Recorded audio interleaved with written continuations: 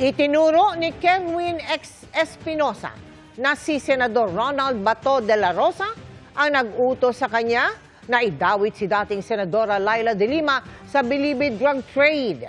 Dinaan daw yan ni De La Rosa sa pananakot, bagay na maring itinanggi ni De La Rosa. Sinabi yan ni Espinosa sa kanyang pagharap sa Quad Committee ng Kamara ngayong araw. Nakatutok si Jonathan Andal. Ang mensahe ko sa daddy ko, kung saan ka man naroon, huwag mo kaming pabayaan, i-guide mo kami hanggat makuha ang hustisya ng iyong pagkamatay.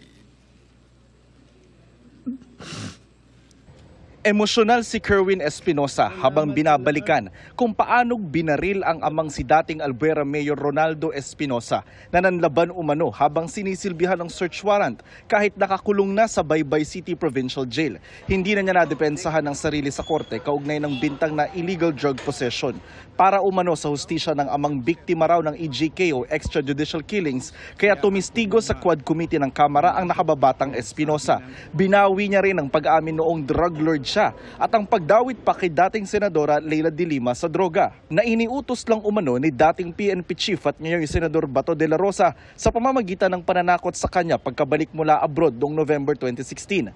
Kailan lang nang ipawalang sala si de Lima ng iba't ibang korte sa lahat ng hinarap niyang kaso. So, sabi naman ni Bato, Kerwin, para magkaintindihan tayo at para walang mangyari na masama sa iyo o sa pamilya mo o sa membro ng pamilya mo, sumunod ka na lang sa plano. Idiin si Peter Lim at si Laila de Lima na kasali sa droga. Supplier si Peter Lim, isa sa supplier ng droga si Peter Lim dito sa Pilipinas, at si Ma'am Laila, protector sa mga illegalista sa nagbebenta ng droga.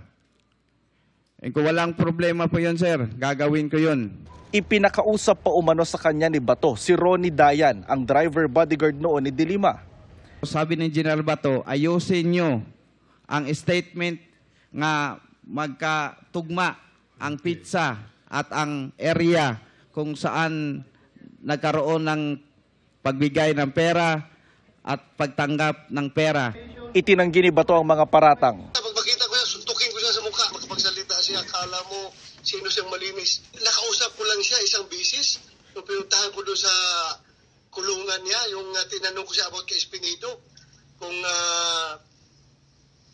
yung totoo ba yung sinabi niya na tumatanggap sa kanya ng pera sa Espinido.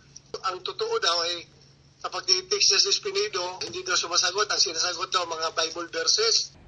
Nagsorry si Espinosa kay de Lima at may mensahe rin kay De La Rosa at dating Pangulong Rodrigo Duterte.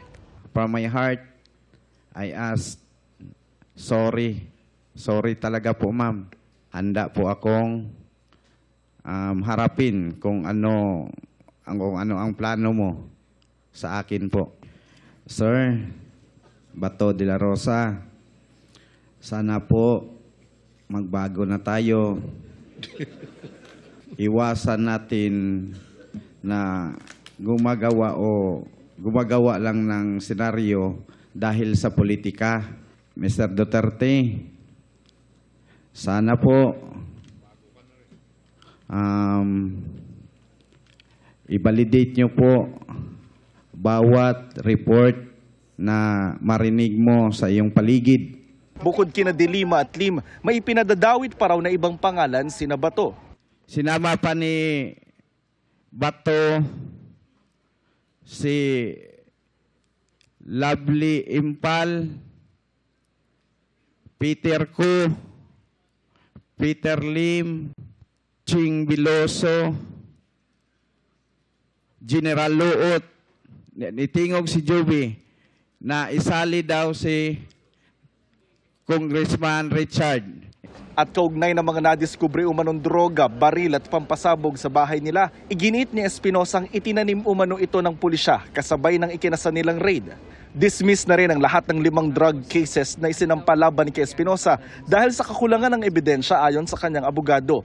Nang tanungin sa kanyang intensyon, lalo't kakandidato para sa dating posisyon ng kanyang ama, sagot niya, Hustisya po para sa papa ko. Kaya kong talikuran yang politika. I am willing to withdraw. Ginagawa ko to na lumutang dito sa Quadcom kasi napanood ko marami ng lumutang na mga biktima sa EGK.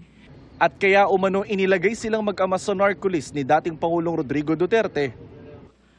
Kasi hindi po kami supporter ni Presidente Duterte nung kapanahunan na tumakbo ang papa ko. Kasi maraming mga biktima na hindi supporters niya, ganon din ang nangyari. Samantala, ipinaaresto ng Quadcom ang misis ni Atty. Harry Roque na si Myla matapos itong i-contempt kanina dahil 3 beses na itong hindi sumipot sa mga hearing. Mula rito sa Batasan Pambansa, para sa GMA Integrated News, Jonathan Andal, nakatutok, 24 oras.